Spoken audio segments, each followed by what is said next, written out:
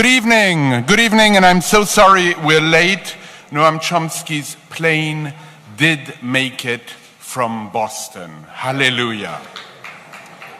I really could not have stepped into his shoes. I did have someone in the audience who would have, but thankfully Noam Chomsky is here. Now, my name is Paul Holdengraber, and I'm the Director of Public Programs here at the New York Public Library, known as Live from the New York Public Library. My goal, as all of you know, is to make the lions roar, to make a heavy institution dance, and when successful, to make it levitate. As it may, I hope, tonight. I've always wondered how much this building weighs, and nobody in all these years, a decade I've been here, has been able to tell me. Now, let me just quickly mention some of the upcoming events, which include, not on your program, actor Matt Dillon, who will be joining Magnum photographer extraordinaire Bruce Davidson on May 4th. Our next event will be with Chris Hedges and Seymour Hersh on May 3rd. The week of June 12th, we will end the season with three punches. This year's Nobel Prize winner, Svetlana Alexievich, will be joined by Pulitzer Prize winner Catherine Boo and journalist Masha Gessen. That is on June 13th. June 14th, Walter Mosley will join Kareem Abdul-Jabbar. They will talk, of course, about basketball, but also will discuss their passion for detective fiction and much else. And to cap the season, I will be holding a conversation with a very great musician and now also filmmaker, Laurie Anderson. That is on June 16th. And in case you were wondering what might be happening between now and then, let me just mention that tomorrow we will have the great honor to welcome on this very stage Dame Helen Mirren, to talk about everything from Shakespeare. As many of you probably know, the man died 400 years ago yesterday, I'm told. And we will talk about Shakespeare, but we will also talk about her great passion for Peter Brook, a passion I share, who is still alive and 90 years old and very well. Now, tonight, you probably know why you are here. I'm hoping for a true exchange between two extraordinary people. Now, Yannis Varoufakis, after the event and after a Q&A, now I'd like to say a quick word about Q&A. A microphone will be put right in front of the stage. I love the fact that some people are looking right there. A microphone will be put right there. You will queue up and you will ask intelligent questions, and they will not last longer than 52 seconds. I've actually determined that questions can be asked in 52 seconds or less. So you can't make a statement, but you can ask a question. Keep it short, keep it to the point. Yannis Varoufakis, at the end of that Q&A, will sign his new book, And the Weak Suffer What They Must, with a question mark. So come up and have the book signed after purchasing it from our independent bookstore, bookseller 192 Books. Now, I would like to say a big thank you to the Ford Foundation for their fantastic support to Live from the New York Public Library, as well as their support to many other cultural institutions across New York City. Thanks also go to the continuing generosity of Celeste Bartos, and always to Manaz and Adam Bartos. Now, for the last 7 or so years, I've asked my guests to give me a biography of themselves in 7 words. A haiku of sorts, or if you're very modern, a tweet. Chomsky was recalcitrant, which literally in Latin means kicking back. He hesitated. I really had to push him. And his 7 words reminded me of the 7 words that Werner Herzog gave me. Werner Herzog, when I asked him for 7 words, he didn't quite know what the point was. And he said, filmmaker, no, he wrote, Werner Herzog, filmmaker originated in Sachang, Bavaria. Now, Noam Chomsky, in case you were wondering, linguistics and philosophy professor at MIT, author. That's a biography. Yannis Varoufakis gave me a biography that doesn't resemble Werner Herzog's or Noam Chomsky's. Yannis Varoufakis, dedicated to subverting dominant paradigms, economic and political. Please welcome them.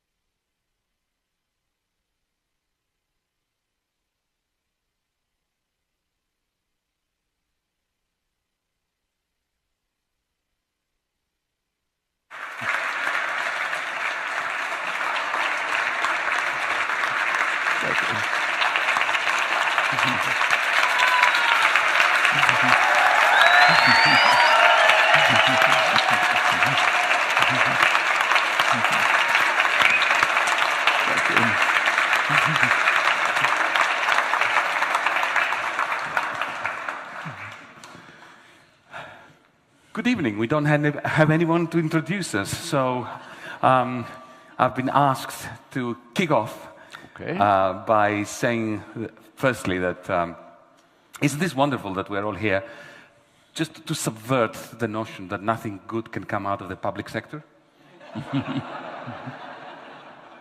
No. Well, the fact that I'm here barely actually has a relationship to that comment. I came from Boston. My wife and I came from Boston. Took 7 hours. And any society that hasn't been smashed by neoliberal policies of the kind you describe, it would have taken maybe an hour and a half, 2 hours. There is a train, the pride of the public sector, which I took for the first time in 1950, and it's about 15 minutes faster now than it was then when it makes the schedule, which is a chancy situation. So we decided to come by airplane and spent most of the afternoon on the runway. Well, Noam, what shall we talk about? Well, we can talk about the neoliberal assault on the world's population in the last generation, which you've written so brilliantly about. What strikes me, given the last quite eventful year of my life, what really strikes me is the major disconnect between the philosophy and ideology of neoliberalism and that which I encountered when negotiating, in inverted commas negotiating, when being dictated by the great and the good of the neoliberal international financial establishment. Now, think about it. If you take the great libertarians, the great neoliberals, who castigate all tax-funded activities, and you consider the reason why I'm here today and I'm not still the Minister of Finance of Greece. Why? It's because I refuse another 100 billion dollars of a tax-backed loan to my insolvent government, which the creditors insisted that I should take. The three nines. It's astonishing. So here it is. So here you have the International Monetary Fund, the European Central Bank, and the European Commission insisting that our bankrupt state takes on another 100 billion under conditions that guarantee that we will not be able to repay the taxpayers of Europe that will be granting us that money.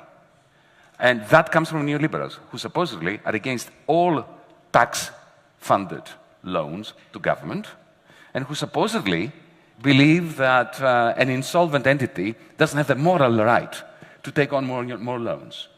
But as you point out, 90% of those loans go to French and German bankers. That was the first loan. This loan, it would go from the one pocket of the creditors to another pocket of the creditors, so that they would maintain the pretense that Greece was not bankrupt.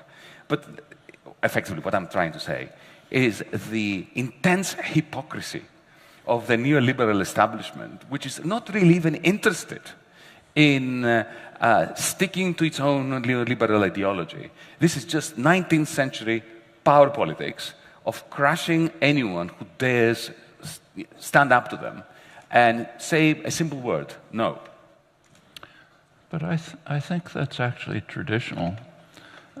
One of the paradoxes of neoliberalism is that it's not new and it's not liberal. Exactly. And exactly. If you look at what you describe is a form of hypocrisy, but the same is true of saying that we should not support tax-funded institutions. The financial sector is basically tax-funded. Of course. You recall the IMF study of the leading American banks, which determined that virtually all their profits come from their implicit government insurance policy, cheap credit, access to higher credit ratings, incentives to take risky transactions which are profitable, but then if it's problematic, you guys pay for it. Or just take the basis of the contemporary economy, which actually I've been privileged to see developing in government subsidized laboratories for decades.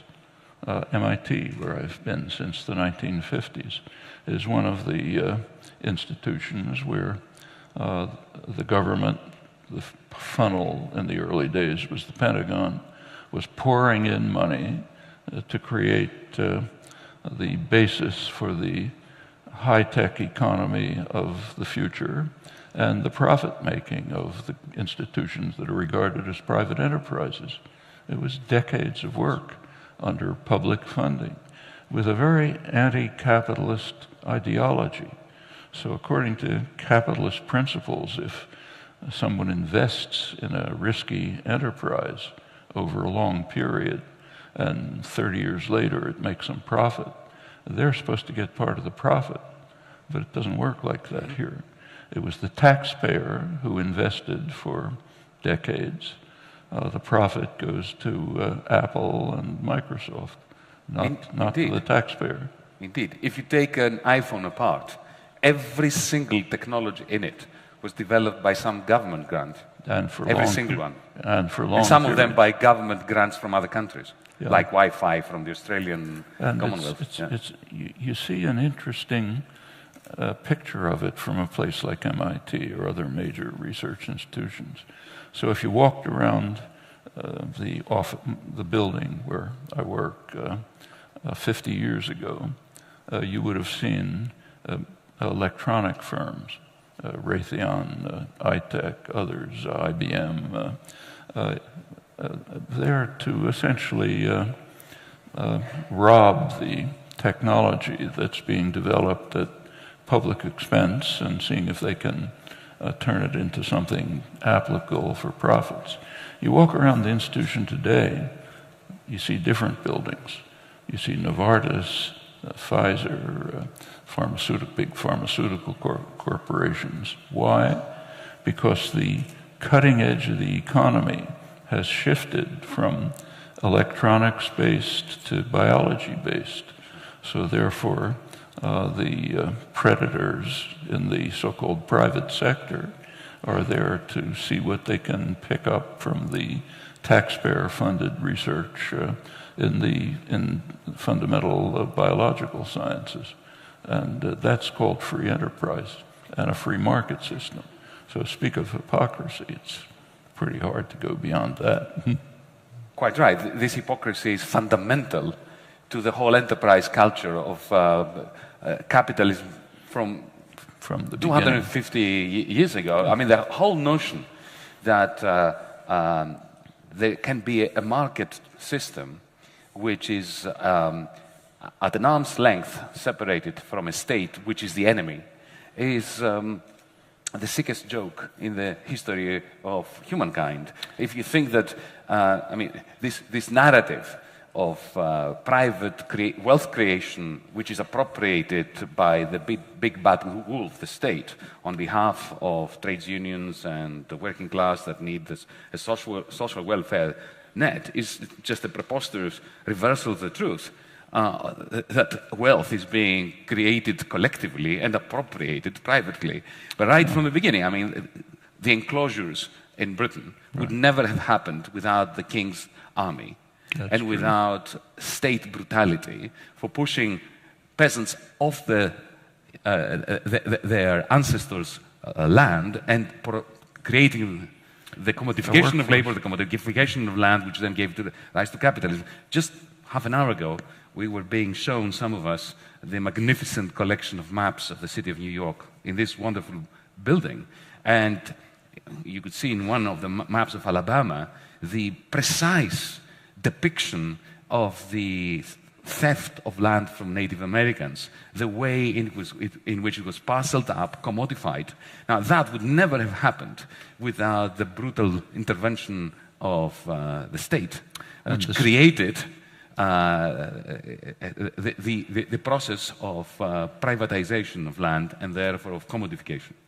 Actually, one of my favorite passages from Adam Smith is where he gives advice to the new colonies, to newly liberated colonies, as to how they should pursue sound economics, which is pretty much what the IMF tells the third world today. What he said is the advice was you should concentrate on what was later called comparative advantage, produce agricultural products, you're good at that, export furs, fish, and so on. But don't try to produce manufacturing goods, because Britain, England, has superior manufacturing goods. So therefore you should import them from England. They're good at that, you're good at cotton and corn. Incidentally, the cotton was hardly by free enterprise. And you should certainly not try to monopolize the resources that you have. And if you pursue those practices, then everybody will be better off. Economic theory proves that. Well, the United States happened to be free of English control. So therefore they were able to do the opposite, just as England had done. High tariffs to block British goods enabled them to create a textile industry, the beginning of the Industrial Revolution. Later in the century, a steel industry, blocking superior British steel, and right up to the present, as I've mentioned, with high tech. As far as monopolization is concerned, the U.S. made a major effort to monopolize the basic resource for the early Industrial Revolution, namely cotton. That's the oil of the 19th century. And the U.S. had most of it, not all of it. And the conquest of Mexico, which was not exactly by free enterprise, was largely undertaken to try to gain a monopoly of cotton, which would overcome the major enemy in those days, which was Britain. Britain was the big force, the enemy. And the Jacksonian presidents, Tyler, Peirce, mid-19th century, their position was that if we could monopolize cotton, we could bring England to our feet. That way we could really defeat them. They didn't quite make it, but made a lot. Incidentally, that effort was what Saddam Hussein was charged with in 1990. The charge was ludicrous, but the charge was he was going to try to monopolize oil and bring us all to his feet, which was crazy. But the U.S. did try to monopolize cotton, and that's part of the way in which power shifted from England to the United States. I think that's a pretty good record of the way sound economics has worked over the years. There have been places where sound economics was applied, liberal policies. It's called the Third World. And it's not an accident. You take a look at the global South. One country developed, Japan, the one country that was not colonized. Take a look at East Asia, the tigers of East Asia. One exception, the one that was conquered by the United States, 1898, with a couple 100,000 people killed and stays semi-colonized, not part of the Asian tiger explosion of industrialization. The pattern is just uniform, but somehow hasn't entered economic theory. Wonder why. You're an economist. Well, the reason why it never entered economic theory was because economics in universities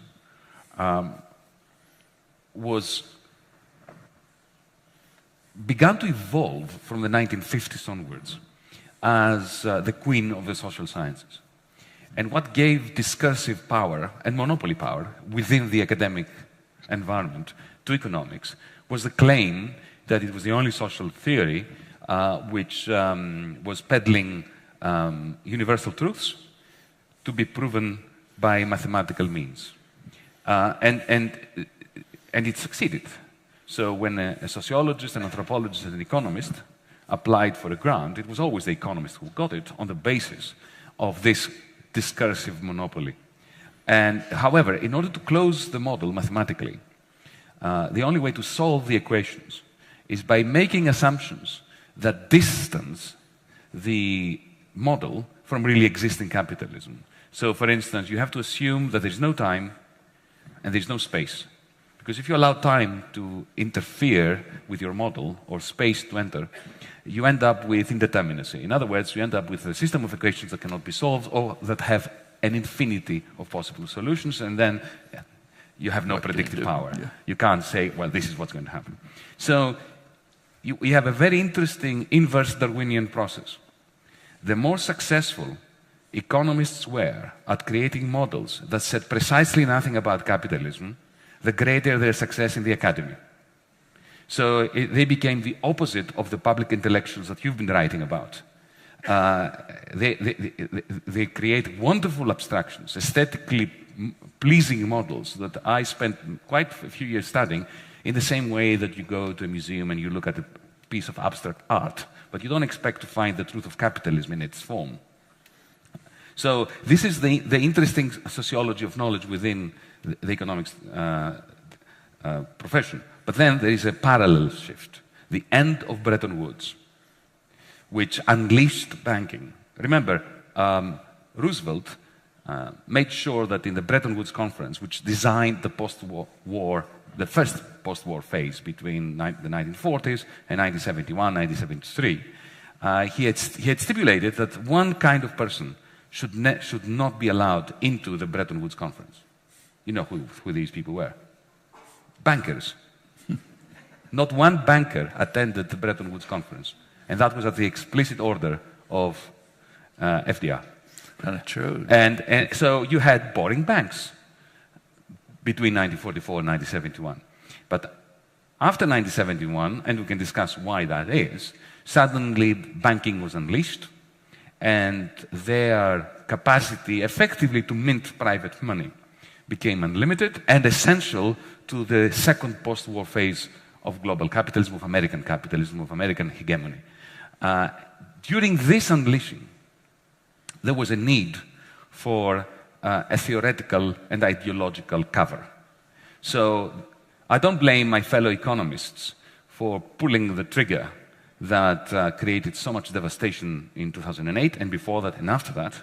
But I blame them for providing the mathematical models, the sermons, which steadied the hand of the financiers and allowed them to believe that what they were doing was perfectly okay, consistent with science, provable mathematically that it was riskless, and therefore allowed them the mental and emotional strength to do a lot more damage than they would have done otherwise. Actually, one of the more interesting moments in the history of science and scholarship was actually in 2008.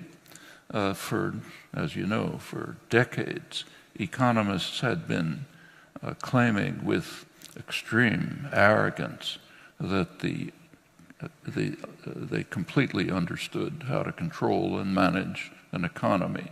There were fundamental principles like the efficient market hypothesis, rational expectations, and anyone who didn't accept this was dismissed as a kind of some strange kind of moron. The whole system collapsed. The whole intellectual edifice collapsed in a most amazing fashion and had no effect on the profession. None at all. Well, it did have. It had the effect that sometimes, you know, when we're driving on a freeway, and I usually go well above the speed limit, condemned if you will, and I get stopped by the police, for the next 20 minutes I drive below the speed limit. But it doesn't last for more than 20 minutes. Then after a while I just go back to where I was. This is exactly like the economics profession. They had a brief moment of... some did, but some. Or at least of being a bit humble and staying, you know, keeping their heads under the parapet for a bit. But then within 20 minutes they forgot about it and they carried on teaching the same rubbish to their students. But what is interesting, Noam, is that two small points. It's not that the economists went headlong into this mathematized religion, because that's what it is. It's a religion with equations and with a bit of bad statistics.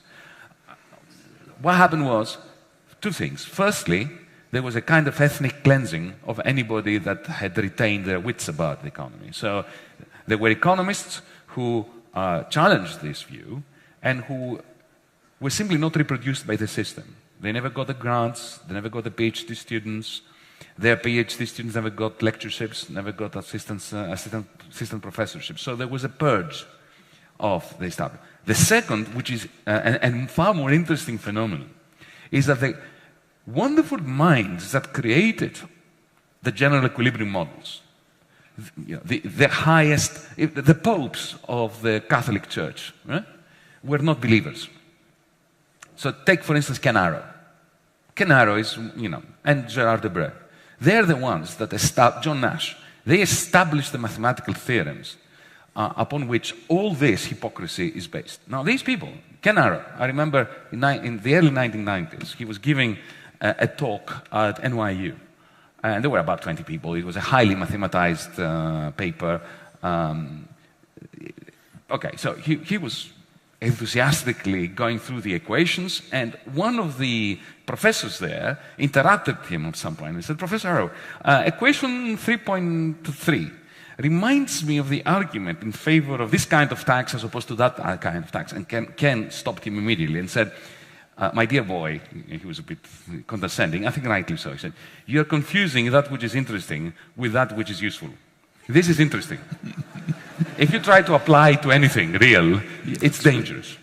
So the gurus, the popes, understood that this theory was examining a post-capitalist world, a world without labor markets, without labor exploitation, without monopolies, without even the slightest of capacities to alter prices on the behalf of employers, of entrepreneurs, of conglomerates, a world without firms. Because what is a company? A company is a market-free zone. It's a hierarchy. It's a small Soviet Union with Gosplan and central planning. If you look at Google, if you look at Microsoft, that's what it is. Then you have Cose's theorem. That's a big help. Yes, yes. But the Cose's theorem is taught for 5 seconds and then forgotten. Yeah. In order to to make them feel that they've said something about the reason why firms exist. Yeah. But then in those models that produce the macroeconomic policies that were applied even under Clinton, especially under Clinton, there are no firms. There's no time, no firms, no space. Everybody resides on the same point in space so that there are no costs of transport or anything like that. So imagine a world in which economic policy is predicated upon models that assume there is no time, space, firms, profit, or economic rent. Or monopolies. It's time to get really scared.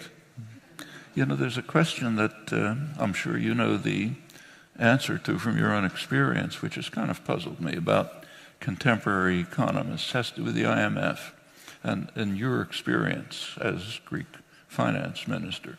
From what I can see from the outside, it looked as if the IMF economists were pretty harshly criticizing the austerity policies of the Troika.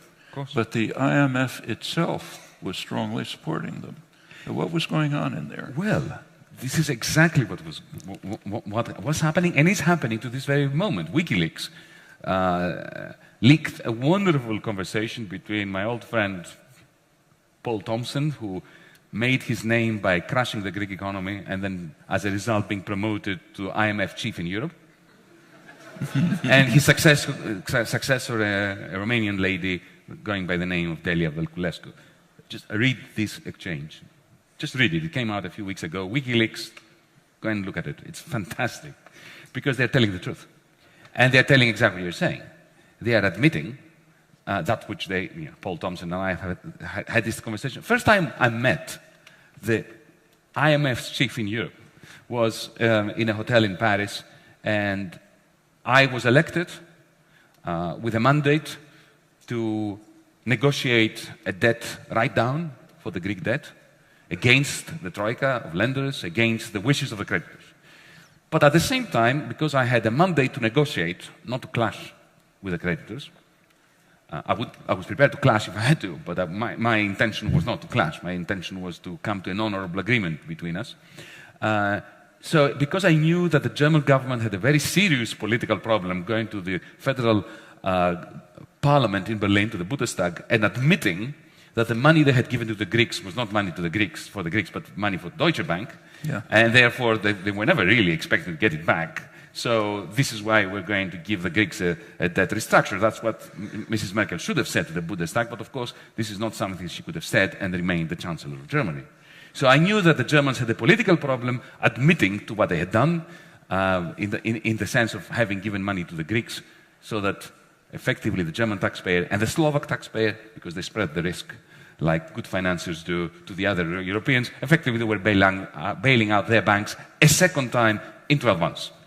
So, of course, I knew that, and I was trying to find a formula that would allow our debt to become more manageable and less toxic for the Greek people, while at the same time achieving a kind of political arrangement with Berlin that would make it palatable for them to say yes to it.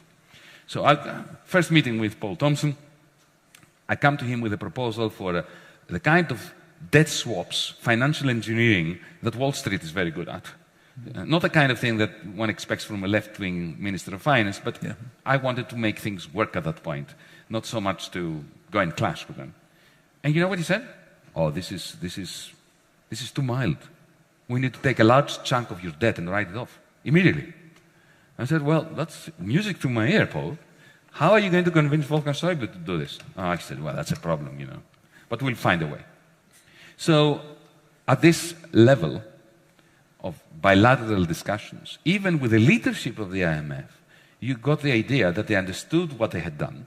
They knew that they had done a nasty deed. They were subterfuging what they had done. There was a bailout for banks presented as solidarity to a suffering nation. And they were trying to do something about it. But then, when it came to the final settlement, as creditors, they stuck to one another. They remained loyal to one another. They spread the rumor that our government was putting forward impossible demands, that we didn't want to reform, that we had no proposals. We came to them with financial engineering proposals from Wall Street. They had nothing to suggest except for these signals that they were emitting. But I think the most important discussion I had was with somebody really high up in the IMF. The name will not be mentioned. Higher up than Paul Thompson, you can imagine. After 10 hours of negotiations, when we got into the nitty-gritty, these extremely boring meetings with aides, with advisors, with experts, with committee on pensions and another committee on VAT, and other. In the end, we ended up together and we had a discussion, confidential discussion, tête-à-tête. And I heard the following words. Yannis, of course you're right. These policies we're trying to impose upon you can't work. I thought, oh no. You know, deep down, I don't know whether you have this. You probably don't. You're Noam Chomsky, you wouldn't. But I'm less experienced in this game of clashing with powers that be at that level. And deep down, I think if I psychoanalyze myself, I really wanted to think that the adults know what they're doing. And that I'm the child that is recalcitrant and kicking and screaming. But deep down, the adults, you know, the people in power at the top of the IMF know what they're doing. And my complaints and protestations, maybe they're not completely accurate. Maybe they know more than I think they do. But when these people turn around to me and say, you're right, it can't work. What we are trying to impose upon your nation can't work. But, Yannis, you must understand, we have invested so much political capital in this program. We can't go back. And your credibility, my credibility, depends on accepting it. I think that answers your question. Well, how do the participants in the Troika deliberations react to the technical papers that are coming out from the IMF economists saying, their own economists, Blanchard, others, saying these policies of austerity under recession are just destructive? It's very simple. They ignored them. What do they say? In the Eurogroup, these were never mentioned. I mentioned them. I quoted chapter and verse from their own statisticians and economists, like Olivier Blanchard and those people. I quote. There was also a remarkable study from the IMF showing that the liberalization of labor markets, the removal of protection of labor, of trade union protection, of trade union rights, protection from unfair dismissal and all that in the end is counterproductive when it comes to competitiveness and productivity. The IMF came out with this in the spring of 2014. A beautiful report. It could have been written by a progressive economist from New School, right? What exactly did it conclude? But what did it conclude exactly? It concluded that these labor market reforms that the IMF had been pushing down the throat of countries from Africa to Asia to Europe, they don't work. They do not enhance competitiveness, especially when investment is subdued, which was always my argument. So I quoted that as well in the Euro. I might have been singing the national anthem of Sweden. It was exactly the same thing, because you've got to understand that these meetings are quite brutal. They have already decided what they're going to do. The ministers are treated like vermin by their own minders and by the representatives of the Troika. Something that very few people know is that the Eurogroup is actually led by the Troika, not by the finance ministers, the elected representatives of the nations. So you've got the head of the Eurogroup, who is usually, let's face it, appointed by Dr. Wolfgang Schäuble. Then next to him, there is the real ruler of the European Union, a gentleman called Thomas Wieser. Nobody has heard of him. But he wields the real power. What is his position? He's the head of the Euro Working Group, which is a cabinet under the Euro Group. The non-existent group. Yes, they are the shadow cabinet of the non-existent Euro Group. Yeah. And this gentleman has been around now for years. How does the Euro Group get established? You don't discuss this in your book. You just say it's there. I think it just sprung out, you know, out of the shell, like, you know, Aphrodite in Cyprus. Look, when we created, in our infinite wisdom, a common currency, and we had a common central bank, but without a state to correspond to the central bank, and went up with states that didn't have a central bank, because that common central bank was created on the proviso that it would not come to the assistance ever of any of the states of which it would be the central bank. Right.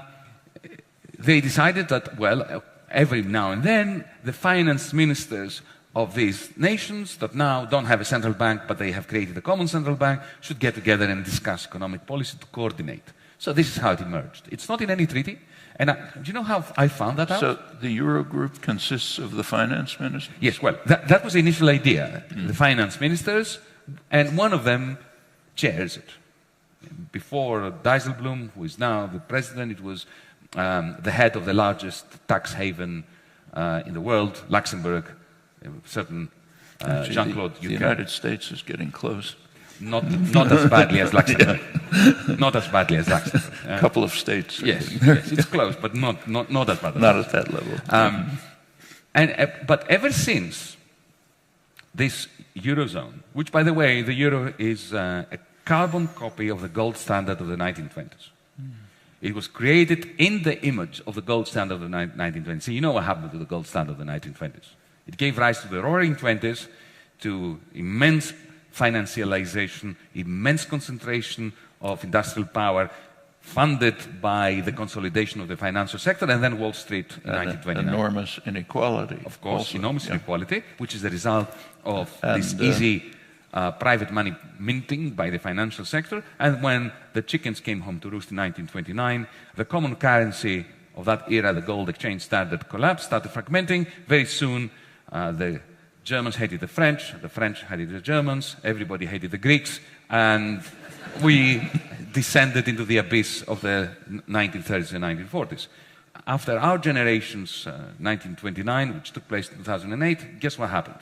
The gold standard started fragmenting. It was called the euro in Europe. And very soon after that, the Germans started pointing moralizing fingers at the Greeks. The Greeks remembered the Nazi occupation. Everybody hated the French. And we are now in a state of disintegration where the refugees are the problem. Actually, you should bring up 1953, the London Agreement, which most people don't know about. That's rather critical. Of course. Maybe you want to But let me just complete the story about the euro. I'll just tell you the story of how I found out that the Eurogroup doesn't exist in law. By the way, one more point. After our country started to go failing... Is it inconsistent with European law or just no, it doesn't exist in law. It's kind of orthogonal, no connection. It's outside the framework of European law. Now, do its decisions impact, how do its decisions impact? It makes all the important decisions that determine the future of Europe. And every single one of them. How are those decisions transmitted to the official decision-making bodies, to the Brussels bureaucracy? Oh, yes. What happens is there is a Eurogroup meeting, and then afterwards there is an ECOFIN meeting. The ECOFIN does exist. It's the meeting of all the European Union finance ministers, including the ones that are not using the euro. So George Osborne from Britain is there, the Danish finance minister is there. And what happens, it's a rubber stamping process. So whatever the Europe has decided, ECOFIN says, okay, we agree. And there's never any debate. No debate. Yeah. No debate. But let me tell you, this is quite interesting. How I came to understand that this is a paralegal group. At some point, the Troika inside the Eurogroup, because now it's not just the finance minister, it's the IMF, Lagarde is sitting there, Thompson is sitting there, the European Central Bank is sitting there, the Commission is sitting there, they set the scene, and then the vermin, us, the finance ministers, simply nod. And the IMF, happily. The IMF has no reaction to the Eurogroup decisions?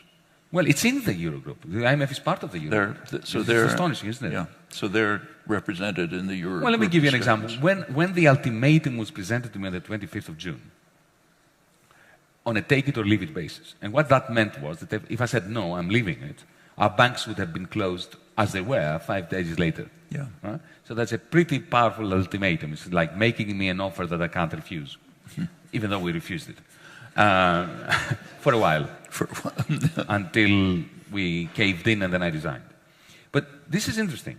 I was presented with this ultimatum. It comprised 3 chapters. One was the fiscal policy that we would have to follow for the next 20 years.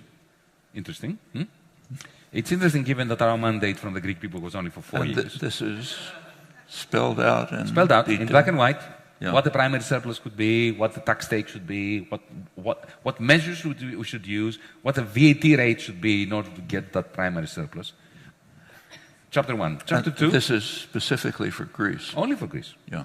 Has there been something similar for Spain or Yes. Italy? Also? Yeah. Portugal. Yeah. This colonization is at full blast. Not just it started with Greece. All bad things started with Greece, and then they spread out. Greece is the laboratory of misanthropy.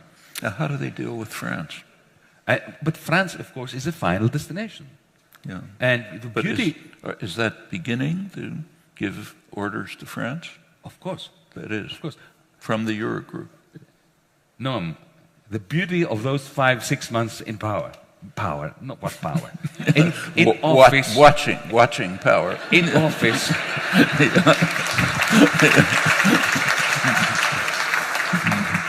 The beauty of it was, we academics, all our lives, we theorize about things. Okay, we try to get evidence, but we theorize. During those 5 months, I didn't have to theorize. And to answer your question about France, at some point I was having a very interesting conversation. I had many interesting conversations with the finance minister of Germany, Dr. Wolfgang Schäuble.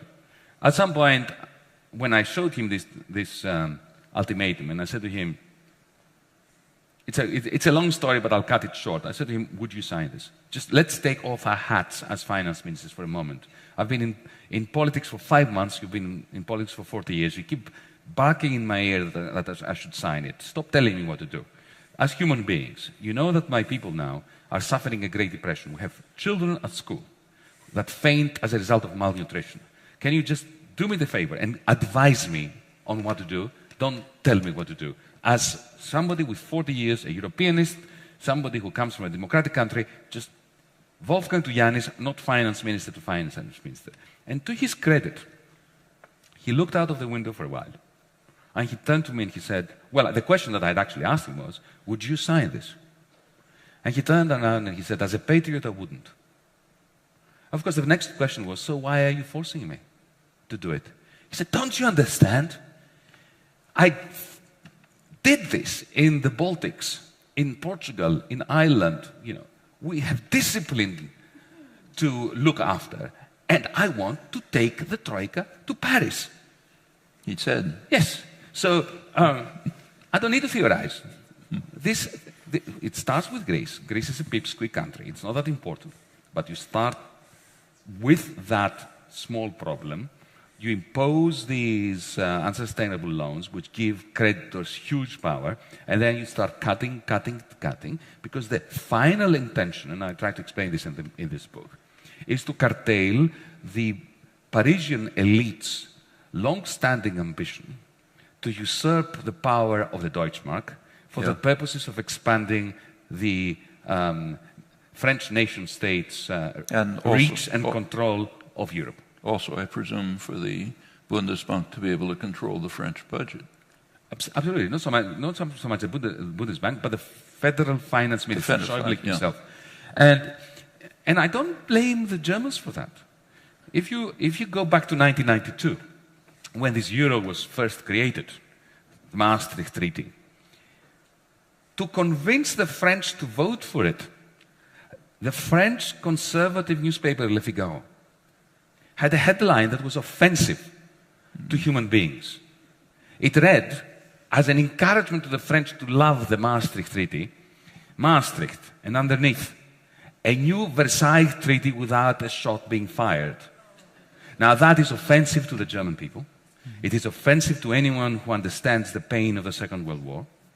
It is offensive to all well-intentioned human beings. And you think French elites actually believed that at Maastricht? Absolutely. This was the intention. Look, de Gaulle in 1965, in response to a journalist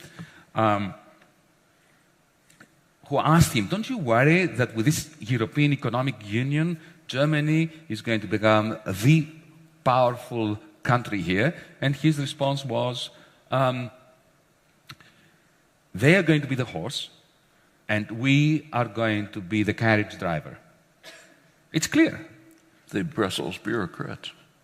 The French graduates of the great Grande École, who would be populating the Brussels bureaucracy. So we should not be anti-German, anti-French, we just must understand that the elites of Europe have made a complete and utter mess of the project of European Union. Yeah, but when you get to Maastricht, the French elites still believed that they were controlling German power in the Maastricht Treaty. Yes. That's pretty astonishing. It's an astonishing error on their part. But so was the German elites' estimation that Helmut Kohl, for instance, who was a Europeanist, who was a federalist deep down, that you create a currency union first, and then when it gets in trouble, the political union will follow. What an error. When you create a gold standard and it starts fragmenting, you're not going to end up with a political union. You're going to end up with an abyss. You're going to end up with Le Pen in government in France, Golden Dawn in Greece, the AfD in Germany, and the fragmentation. You think he understood, say, Nicholas Kaldor's prediction? He never did. Never? No, none of them did. Including Kohl? Including Kohl. He didn't understand it, and he didn't believe it. He really genuinely thought, in a rather simple-minded manner, that we are creating this monetary union. Its fragmentation is going to bring about humongous costs for Europeans. So our successors, when this fragmentation begins, must fix it by creating a political union. Well, yes, they must, but they're not doing it. And they're not doing it because they are falling prey to this self-reinforcing negative feedback mechanism between authoritarianism and bad austerity policies. How did the Fed respond to Maastricht? The Fed? Yeah. It is interesting. Remember, Alan Greenspan was not the most astute of central bankers. And he was in some ways. He understood why the economy was working so well. Remember his testimony to Congress where he explained how magnificent the economy was that he was administering. He said it's based on growing worker insecurity. True. That was a good remark. Yeah. Yes. So he was a real class warrior, but he did not understand finance. Yeah. Yeah. Unlike Paul Volcker, who did. But he understood power. Yes, he understood power. But Paul Volcker, his predecessor, understood both power and the pitfalls of over-reliance on markets. Yeah. Okay. So what was the reaction to Maastricht by the Fed? None. None? None. It was... they didn't pay attention? There was... Well, I do not know of any substantial reaction. I haven't seen any. I've done some research. They were just going along. They would be making comments about the specifics, technicalities, but not any degree. Paul Volcker did make some very interesting comments. What was his reaction? He was very critical. He was very critical of the lack of checks and balances and shock-absorbing mechanisms. But Alan Greenspan and the Fed under Alan Greenspan indulged in auto-lobotomy regarding these structural aspects of global capitalism. Actually, you ought to bring up what the 1953 story. That's quite critical. Well, it's part of a broader story of American hegemony after the Second World War, which has two dimensions that are, of course, interwoven. One is the Cold War story, which is a very important story, and the increasing authoritarianism of the United States after Truman. Beginning with the Truman Doctrine, again Greece, remember, everything bad starts in Greece, like the Cold War, which began in the streets of Athens in December 1944, not in Berlin, then spread to Berlin, with the first attempts by the CIA, successful attempts to overthrow governments that they considered inimical to the interests of the global empire, like the Mossadegh government, then later our government. I grew up in the dictatorship that the CIA managed to create before the Pentagon had its own coup with the generals. They felt, there was a wonderful race between the Pentagon on the one hand, and the CIA as to who was going to stage the Greek coup in 1967 first. And they were working quite separately from one another. The Pentagon with generals and the king, and the CIA with the colonels. And the colonels got in first. They were more agile. So they moved in first. And so then you had Pinochet, you have the Latin American brutality, and so on. So that's one story we all know about American imperialism post-1944. But the second dimension, which is much more interesting and much more benign, because if you look at, it starts with Bretton Woods, an attempt to prevent, by the new dealers in power, and by some very good people, to prevent another Great Depression in the States. Yeah. The great fear, of course, was, in 1944, they could see that the war would end. They could see that the wonderful factories that were churning out the aircraft carriers, the tanks, the bullets, the jeeps, and so on, even if they were reconfigured to produce white goods and cars and consumer durables, there would not be sufficient demand within America for all those products that these factories could potentially make. So that eventually they would scale down investment at a time when the American GIs, the American soldiers, would be coming back from the front, and that would spear. And they called it the 1949 moment. They feared that in 1949, 20 years after 1929, there would be another crash. Famous dollar gap. Exactly. Yeah. So they sat down and designed a magnificent global plan to prevent this from happening. They also knew there was a Cold War, of course. There was the pressing agenda of making sure that Europe doesn't fall to the communists and Asia doesn't fall to the communists. So the two dimensions were combined, and the global plan, of which the Bretton Woods system was just one part, entailed, just to put it as succinctly as I can, the following characteristics and dimensions. Europe would be dollarized, so that Europeans could buy the gleaming cars and the gleaming aircraft and washing machines from Westinghouse and so on and so forth, that America would not be able to absorb on American soil. The Europeans were in ashes after the war, so they needed to be dollarized. So they would be allowed to recreate on their own currencies, but that currencies would be pegged to the dollar. Effectively, they would have the dollar in different form. And that was a fixed exchange rate regime. It's very similar to the gold exchange standard, but with a very big difference. The New Dealers, who had felt the Great Depression in their bones, most of them, if you look at their biography, had actually suffered during the Great Depression. And they were very keen to avoid it again, understood that what was missing in the gold exchange standard was a system of surplus recycling, of taking surpluses from jurisdictions where they were being created, through a political mechanism, and siphoning them in the form of productive investments or some kind of investment into the deficit areas, in order to be able to generate the incomes in the deficit areas that were necessary to keep purchasing stuff from the surplus countries, so the surplus countries could remain surplus countries, like America, for instance, to keep recycling surpluses and deficits to maintain this global plan. If you think about this was an extension of the New Deal. It's worth bringing out the role of reconstructing Germany in this system, which was quite critical. I have looked at Senate papers from 1946 talking exactly about that, because this global plan had to rely on a European pillar and on an Asian pillar. And they had to have a strong European currency and a strong Asian currency to act as shock absorbers. There are these amazing documents where they say, okay, American capitalism is going to go through a spasm like capitalism always does. That shows a kind of understanding that today, on the last 20 years, is absent from policymakers.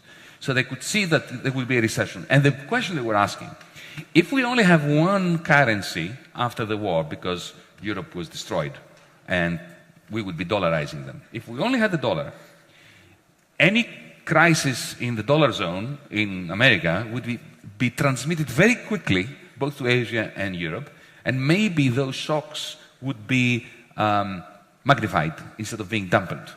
So we need shock absorbers. We need the European currency and the Asian currency that would do the shock absorbing. But in order for those currencies to be sufficiently strong, they would have to have be an industry, and they'd also industry, and crucially subordinate to the dollar, subordinate, not Keynes's proposal. Exactly. But they would have to be net exporters in their vicinity. Yeah, but So Germany in the rest of Europe, but within, Japan vis-à-vis China. Yeah, within the global system managed in And Washington. within the global system, under the tutel... And that's the Keynes-White dispute. Exactly, the Battle of Bretton Woods, Yeah, which yeah. is an amazing episode in intellectual and financial history. Now, at that point, the problem they had when they were thinking about this in 1946, late 45, early 46, was that they already had agreed with the French to turn Germany into a pastoral land, to deindustrialize Germany. So they had to go back to the French and say, we changed our minds. And they did. And they offered them a bargain. You will agree to the reindustrialization of Germany. You will agree to a write-down of German debt. Otherwise, the German economy will never be able to recover if it is in the dark cloud of unsustainable debt. And in return, what we're going to give you is the leadership of Europe. This is the de Gaulle idea, that they are the drivers of the carriage and Germany is the horse that powers it. And indeed, this is what happened. If you think of where is the OECD? It's in Paris. What is the OECD? The OECD is a relic of the Marshall Plan. So the French were distributing Marshall aid in Europe. Think about Brussels. Brussels was completely and utterly designed by the French elites. Yeah. Think about the IMF. Why is Christine Lagarde the managing director of the IMF? Why was Strauss-Kahn the man? This is still the relic, if you want, the leftover of this deal with the French and the Germans. Interestingly, so going to 53, 53 is where the Americans grabbed the heads of the British, of the French, of the Italians, and of the Greeks, incidentally, and banked them together and said, you are going to write down German debt. So Greece was owed money by Germany that it wrote off so that Germany could reindustrialize in the 1950s. And that illustrates the title of your book. The French got something in return. The Greeks didn't. The weak suffer as they must. Yes, indeed. But of course, I always like to leave a degree of optimism hanging in midair.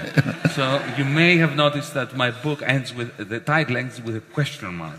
And the emphasis is on the question mark. And the dedication is to my mother. And it says that my mother would have slaughtered with immense kindness anyone who dared say that the weak suffer what they must. And even the original expression comes from Thucydides in the history of the Peloponnesian War, when he recounts, as an Athenian, remember, Thucydides is an Athenian historian and soldier and general, who is recounting the story of when Athens sent a fleet with troops, the Marines, the Athenian Marines, to the island of Milos to crush the local society, the local city-state. Why? Because Milos refused to take sides in the Cold War, or actually the hot war of the time, between Athens and Sparta. And Athens had its own NATO in the archipelago of the Aegean, and it was very worried that if the millions are allowed to be independent, then the rest might get ideas that they want to exit NATO, the NATO of the time. So they sent the troops to crush them. And there is this interesting meeting when the Athenian generals meet the million representatives, delegates, to announce to them that, you know, your life is over, surrender quietly, and we will sell you as slaves. If you resist, we are going to crush you. And the millions gave them a Kantian argument, that you should never treat human beings as a means to an end. You should treat them as ends in themselves. Not exactly, but more or less this. They hadn't read Kant yet, remember? Of course, but it was more or less that kind of Kantian argument. You should treat those in a position of weakness in the same way you would want to be treated in a position of weakness. Because one day you will be in a position of weakness, as the Athenians, of course, did become very shortly afterwards when they lost the war to Sparta. And the Athenian general responded, no, you've got it this wrong. The strong do what they can, and the weak suffer what they must. But Thucydides is telling us this story in order to allow us to criticize it. That's the question mark. Well, I think the real optimistic element in the book is the Condorcet quote about power really being in the hands of the masses if they take it. In the mind of the masses. In the mind. And in fact, that goes back to, and he was probably quoting David Hume, who in the First Principles of Government makes that point very clearly. He says it's surprising to see the easiness with which the great mass of the population is subordinate to their governors, because power is in the hands of the governed. And if we inquire into the means by which this wonder is achieved, we see that it is by consent alone that the powerful are able to govern. Meaning, if the governed refuse to consent, to use your words, the game is over. That's exactly right. And I, and then my wife, we felt that on the 3rd of July last year. There was a magnificent moment. Because you've got to remember, our government won the election in January of 2015 with a mandate to speak truth to the powerful, to say no to them, and do your worst. We're not accepting any more of your toxic loans under conditions that will shrink our economy and our people further. And we won this election, but because of the system of disproportional representation, we won government with 36% of the vote. The previous governing party received something like 25%, so we had enough seats in parliament to form a government. But that's 36% of the vote. Yeah? And we had the whole media of Greece and the world completely and utterly, militantly against us. We had the central bank. Third day I was in my office. The president of the Eurogroup visited me to say, either you accept the existing policies, the ones we were elected to challenge, or your banks will be closed within a month. So this is you can't be weaker than that. We did have a strategy. We did have a secret weapon. We can talk about this later when we open this up. But when they closed our banks down, I believed that it was just a matter of days before our support would wane. And we had called for a referendum to support us to carry on fighting. So remember, we had only won 36%. The banks were closed. People didn't have access to their money. Pensioners were fainting in line in front of closed banks to get some money out in order to feed themselves. The press is bombarding, terrorizing people in their living rooms on the television set, saying to them that if they vote with us against the Troika, Armageddon is going to come and we'll be expelled from the universe, not just Europe. And those crazy, magnificent Greeks gave us 62%. Why? Because the one deficit that they could not bear was a deficit of dignity. And they had a Condorcet moment.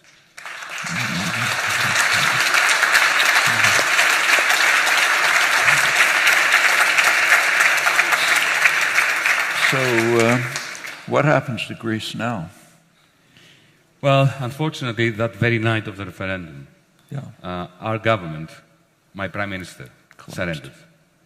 But now... And that, well, to answer your question, that surrender meant that we have the worst of the possible combination. We have a neoliberal ideology with completely anti-neoliberal policies. They increased the corporate tax rate. Harsher they conditions. Increased the VAT rate. They increased the income tax rate. They reduced pensions. They reduced wages. So they did... Even harsher conditions than the ones you refused. Yeah. The Greek economy is fading. All business plans are going haywire. In a sense, remember liquidate under President Hoover? Mellon, I think was the name of the US Treasury Secretary that said that. Yes. This is what's happening. Complete liquidation of Greek business, the Greek state, and the Greek people. And all that is happening in the context of a 19th century gunboat diplomacy, the purpose of which is not so much Greece. It is how to keep France, Spain, Portugal. After my Prime Minister's surrender on the 13th of July, he signed the document of surrender. And you know what happened? The Spanish right-wing Prime Minister came out of the room wielding this document like this, in front of the cameras, and speaking in Spanish to the Spanish media, he said, "This is what you get if you vote for the Syriza of Spain, Podemos." Podemos, yeah. Well, thankfully, the Spanish people booted him out, but didn't vote for Podemos in. So now we have a hung parliament in Spain, no government. No government. Yeah. Well, actually, that's much better than having that government. Yeah. So what do you think the future is for the peripheral country? When you say liquidate, does that mean liquidate into German hands primarily? No, what I mean is, what's going to happen is we're going to have hundreds of thousands of small business, Who's buying petty them up? bourgeois people who will lose their shops, who will lose their pharmacies. They will be a lost generation. They'll become homeless. They will leave the country. Their kids, who are well educated, will go to Germany. They will go to Spain, no, because the Spaniards are leaving. They will come here. They will go to Canada. They will go to Australia. They will go to South America, somewhere to find a way of making ends meet. You're going to have the liquidation of households with foreclosures, and foreclosures in Greece are worse than here, because here you can take the keys to your house and go to the bank and say, take it, bye. In Greece you can't do that. Even if you lose your house, you still have the debt. You carry it with you, like Mephistopheles walking around with hell around him. You're walking around the world with that same debt, even though you have no house. It's kind of like student debt here. Yeah, exactly. Exactly. Yeah.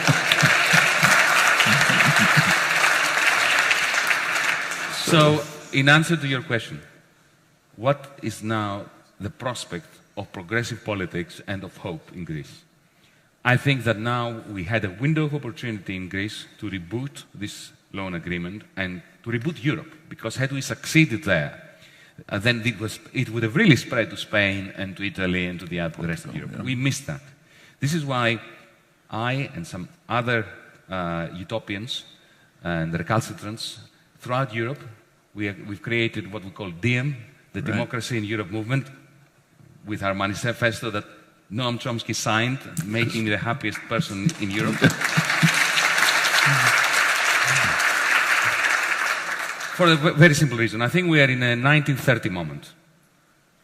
Shortly after the collapse of Wall Street, the great financial crisis, and just before the slide into a postmodern abyss of xenophobia, misanthropy, failed economic policies, austerity, debt deflation, that will become a major source of uncertainty, of misanthropy, of pain, and unnecessary pain, not just for Europe, but for the rest of the world.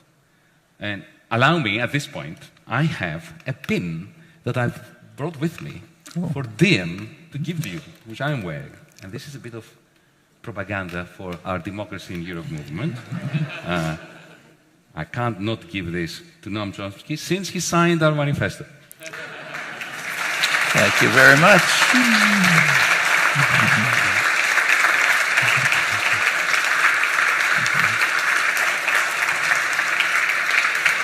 And I'm being signaled to that we have to open this up.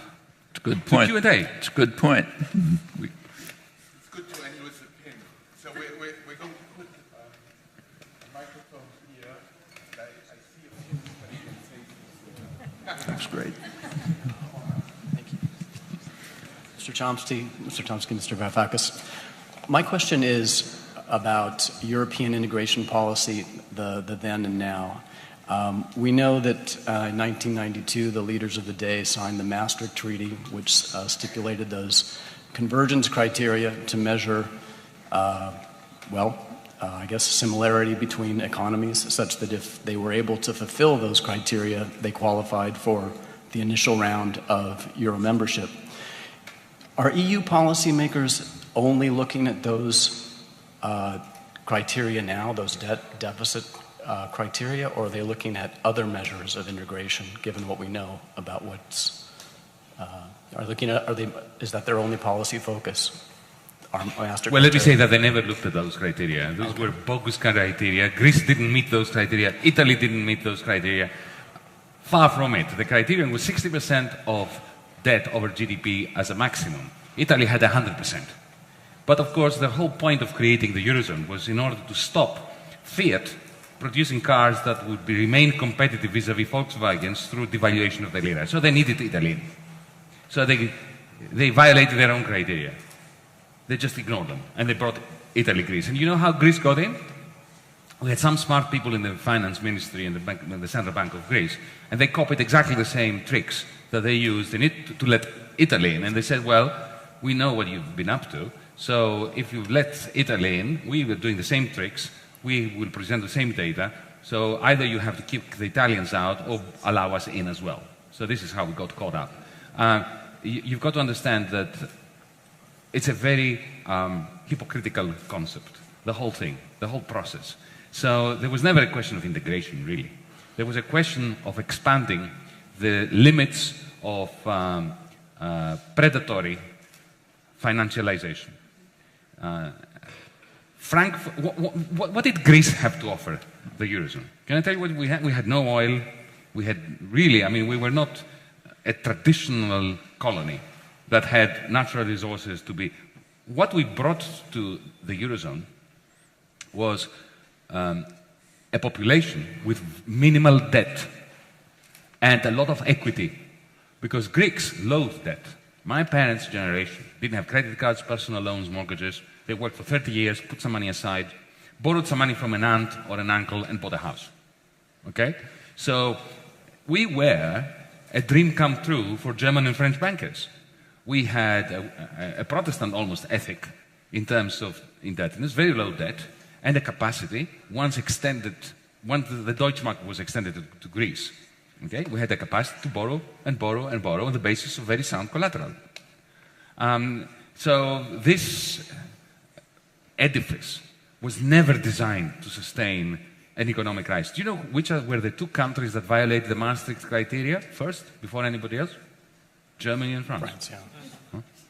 So these rules were written not to be respected, but were written to be used as a club by which to beat the weak and the ones who dare speak out against the irrationality of the system. Okay. Thank you. Thank you.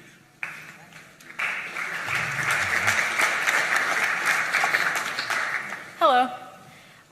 My question is for Mr. Chomsky.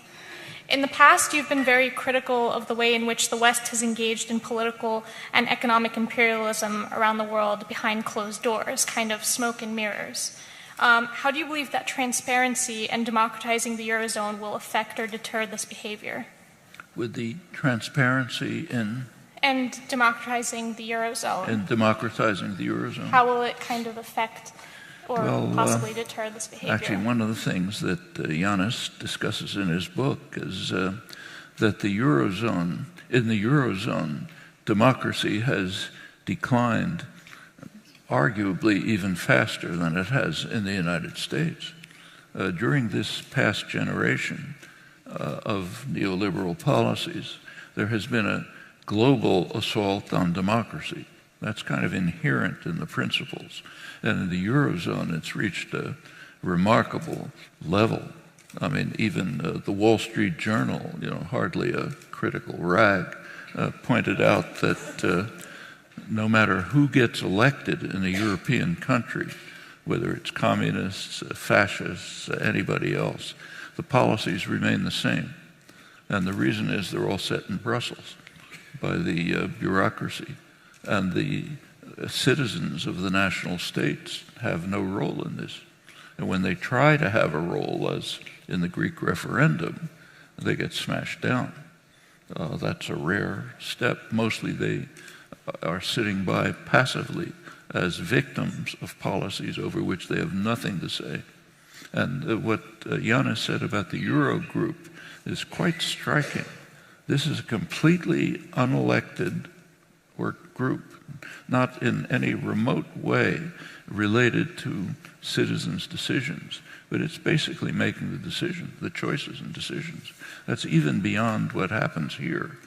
Here it's bad enough, but that's more extreme. Well, let me add to this, just to clarify something. Actually, I will go further than Noam about Europe. The European Union doesn't suffer, or the Eurogroup, from a democratic deficit. It's like saying that we are on the moon and there is an oxygen deficit. There is no oxygen deficit on the moon. There is no oxygen, full stop. And this is official in Europe. In my first Eurogroup, as the rookie around, I was given the floor to set out our policies and to introduce myself, which is nice. And I gave the most moderate speech that I thought it was humanly possible to make. I said, I know that you are annoyed I'm here. Your favorite guy didn't get elected. I got elected. I'm here. But I'm here in order to work with you, to find common ground. There is a failed program that you want to keep insisting on implementing in Greece. We have our mandate. Let's sit down and find common ground. I thought that was a pretty moderate thing to say. They didn't. And then after I had expounded the principle of continuity and the principle of democracy and the idea of having some compromise between the two, Dr. Wolfgang Schäuble puts his name tag forward and demands the floor. And he comes up with a magnificent statement. Verbatim, I'm going to give you what he said. Elections cannot be allowed to change the economic policies of any country. At which point I intervened and I said, this is the greatest gift to the Communist Party of China because they believe that too. Okay?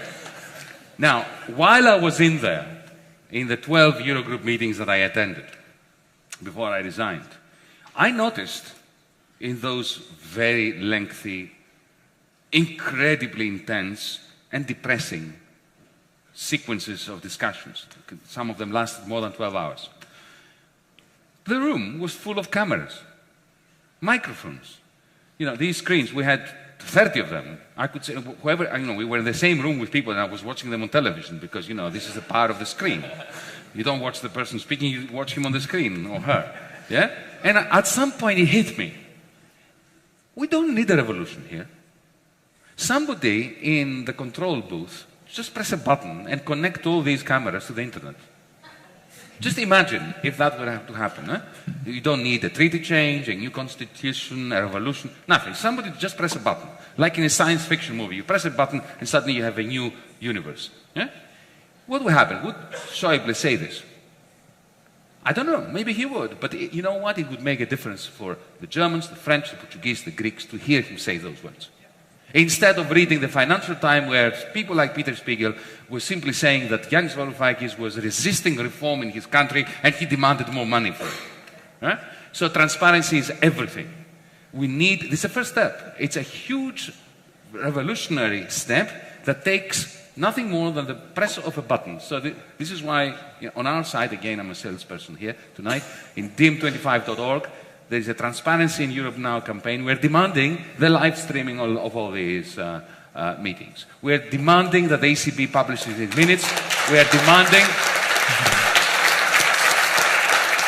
that all the TTIP negotiating... Do you know that as the Minister of State for Finance in Greece, in order to look at the TTIP documents of the negotiations between the European Union, to which I was a finance minister, and the United States, I had to sign a non-disclosure agreement. In other words, the price of looking at those documents was that I promised not to tell my electorate. So, if you can, get into our site and sign the petition for transparency. It's a small step, just to make it difficult for them. Even if they have to answer the question, why are they not live streaming the meetings? That's a small step, because you're putting them in a difficult position. I just want to say that we are also live streaming. And that I'm not going to tell you how many questions we're going to take, but we're going to end at 8:59. So go next question. Thank you. 59. You and your precision. 9:01. Okay, hi. It's a little bit a follow-up question to the previous one, to Varoufakis. I'm wondering, you wrote that Wolfgang Schäuble wants to kind of have a super minister of all of the Eurozone, a non-elected one who will just kind of decide on national budgets. That's his plan. But I'm just wondering, what would you propose instead? Because sometimes it's a bit unclear to me if you also want kind of a super minister, just elected one, or if you want more power over the budget taken back to the national countries. And also... what, a second question? Oh, yeah. Just one question. No, but also just the Eurozone, if you If you want to keep the euro in the long term, or if it should be maybe slowly... Okay, it's the same question. Yeah, same. Okay, let me be brief. What Schäuble wants, and I know that because he's written about it, we've discussed it, is a semblance of federation, where the Eurogroup becomes... He doesn't feel good that it's not legal. He wants to legalize it.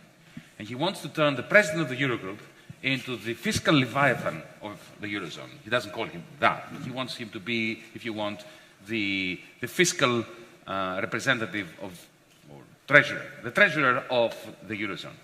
But he wants to give this person a tiny little budget, tiny federal budget, 1% of GDP, nothing in other words.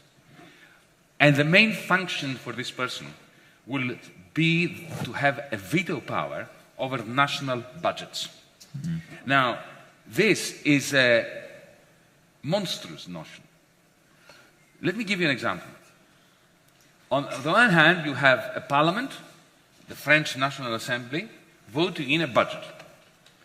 Okay? The budget of the French government is 50% of GDP. Half of the economy of France is controlled by the state. Okay? And now you're going to have a fiscal overlord in Europe that has a 1% budget. In other words, has absolutely no capacity to affect surplus recycling within Europe and stabilize European capitalism. But he is going to have, I was going to say he or she, but we know it's going to be a he, don't we?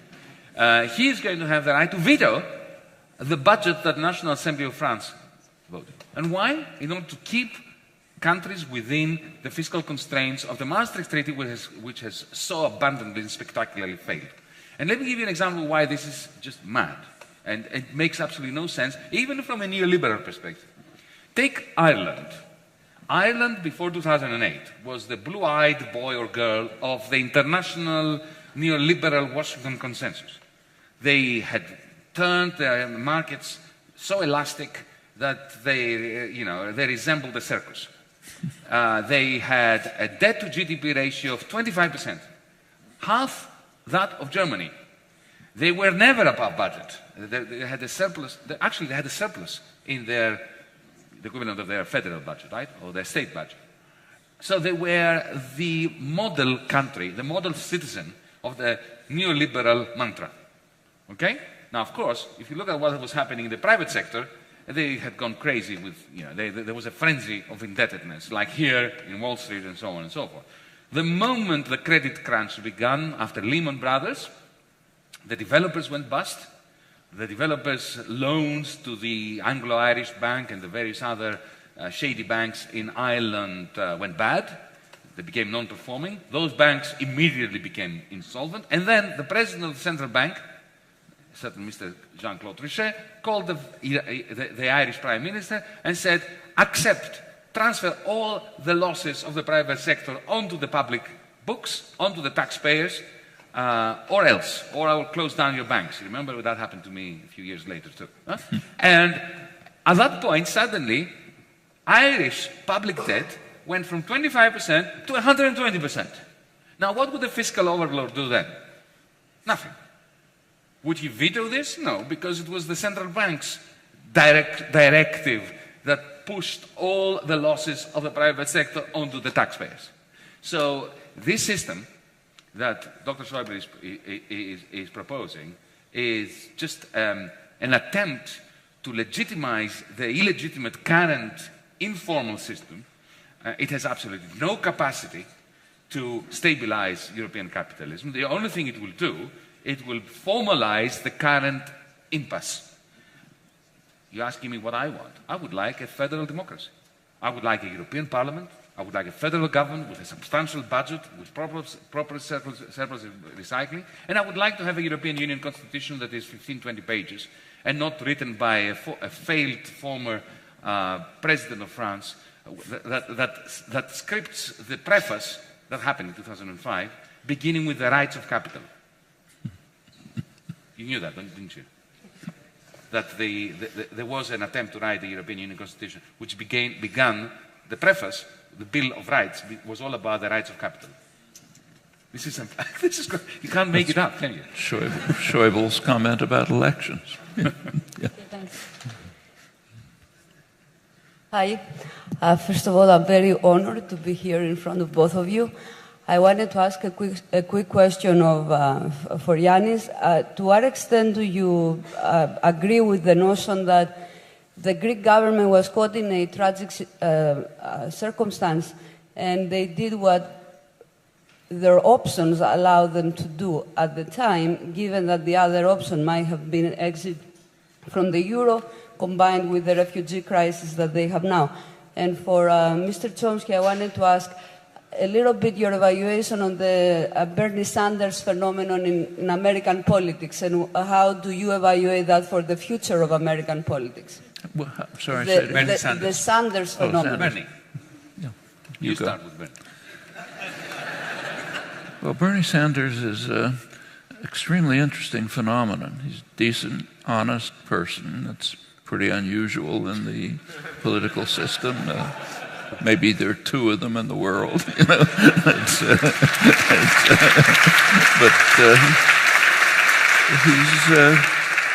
He's considered a radical and extremist, which is a pretty interesting characterization, because he's basically a mainstream New Deal Democrat.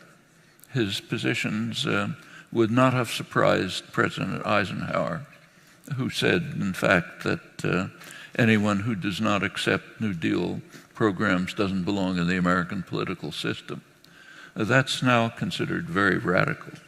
The other interesting aspect of Sanders' positions is that they're quite strongly supported by the general public, and have been for a long time. It's true on taxes, it's true on health care. So take, say, health care. His proposal for a national health care system, meaning the kind of system that just about every other developed country has, at half the per capita cost of the United States and comparable or better outcomes, that's considered very radical. But it's been the position of the majority of the American population for a long time. So if you go back, say, to the Reagan, right now, for example, latest polls, about 60% of the population favor it. When Obama put through the Affordable Care Act, there was, you recall, a public option, but that was dropped.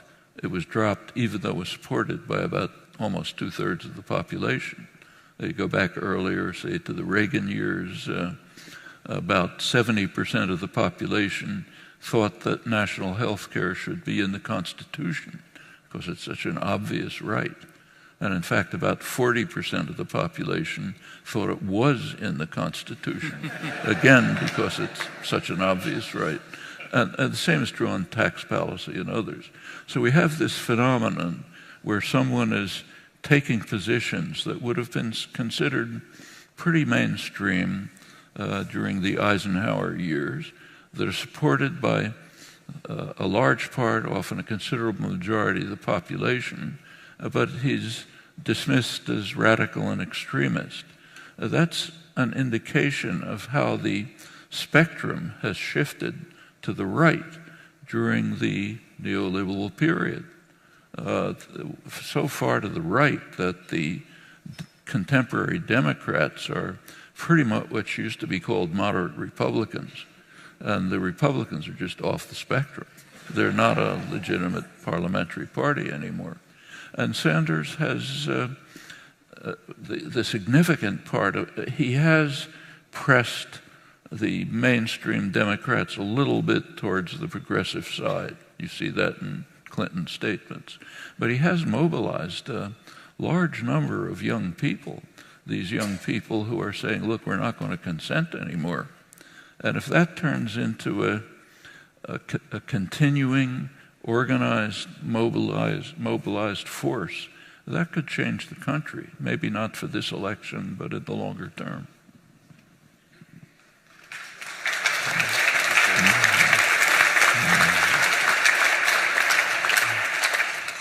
I'm going to answer your question by saying, and I hope you don't consider this to be too harsh a judgment of your question. I will say that embedded in your question is the most toxic form of TINA, of that of the proposition that there is no alternative. The idea that in the end we had to surrender because the alternative would be worse, effectively denigrates the 62% of Greeks who ordered us not to surrender. And it denigrates those of us who actually want government. Because if what you're saying is right, we were naive. We walked in there and we thought that with the power of rationality and the force of our personality, we would convince the troika of lenders to be kind to us, that we would be relying on the kindness of creditors. No, we were not naive. From 2012, 2013, I had long conversations with our team, the team that eventually became the negotiating team, the government, the inner cabinet, the war cabinet as we called it. And we were talking about how are we going to respond to the threat of bank closures that would happen on the first day of our government. And we had worked out a plan of what our retaliation would be. I won't bore you now, we don't have the time. I've spoken about this extensively. We would have to haircut the bonds that the ECB held that were in Greek law. It was perfectly simple to do it. We would not end up as Argentina because it was Greek law. The ECB would have to come to a Greek court to contest it. They would not be dragging us to Luxembourg, to London, or to New York. And that would have crippled QE. It would have brought down, with a very high probability, the euro. So if they closed down our banks, we had a weapon by which to retaliate. We were planning a parallel payment system in case the banking system was in disrepair and could not be used for transaction. We had that agreement. It's the only reason why I stood in front of the Greek people and I asked them to vote me in. I didn't ask them to do this in order for me to go in there and go into the Eurogroup and give nice speeches and hope for the best.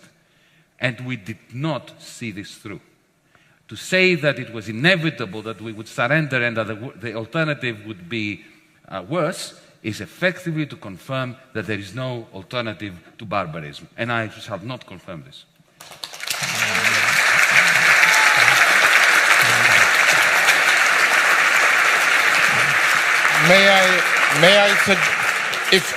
If this would be okay for you, may I suggest that we bundle 3 questions together, and so you ask 3 brief questions, maybe. Not one of you. You ask one. You ask one question, you ask one question, and the gentleman there asks one question, and the others who are there, I applaud you for being so hopeful. Please. Just one after another. Thank you very much for this conversation, and I would like to ask my question to both of you. You have discussed the situation in Spain, and we have just found today that after 4 months without being able to form a government, there will be new general elections on the 26th of June. So my question would be, which would be your message in this critical juncture in the battle of ideas in Europe for the Spanish people and also for Podemos? Thank you. Question number 1. Question number 2. Yes, thank you for a fascinating evening. Austerity is bankrupt. It's bankrupt empirically. It's bankrupt intellectually. It continues to be imposed on the people of Europe.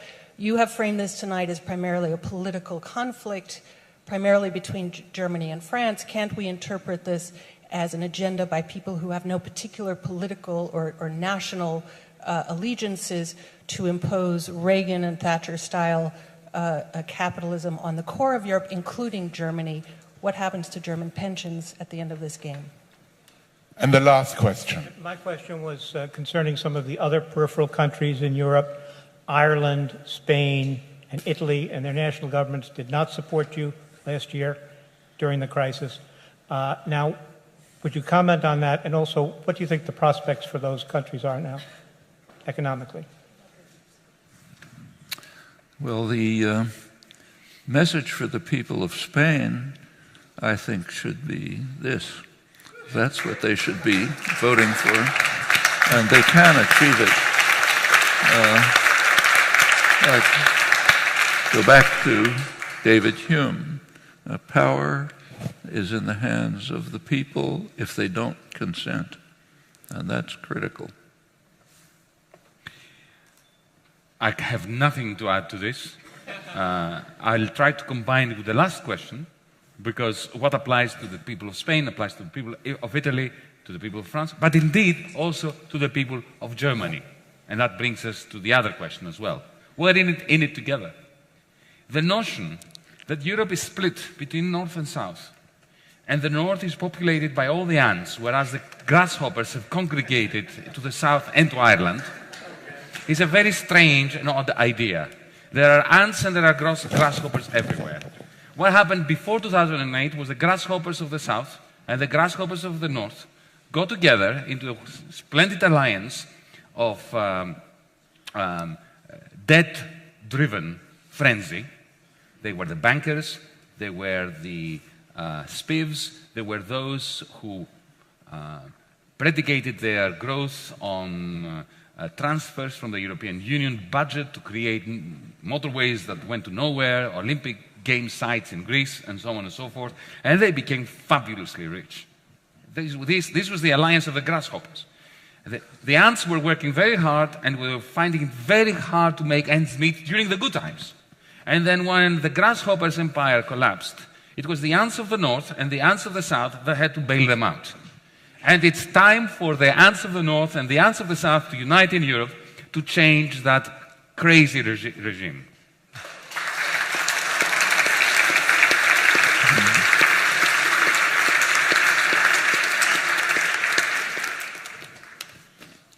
Any final words? I think. I want to pay my respects to this institution. And I want to thank you and your staff, I met some of them before, for the diligence and the dedication and the enthusiasm. If only our rulers had a small percentage of this dedication to public service, the world would have been a much better place. Continue a little more. Thank you very much.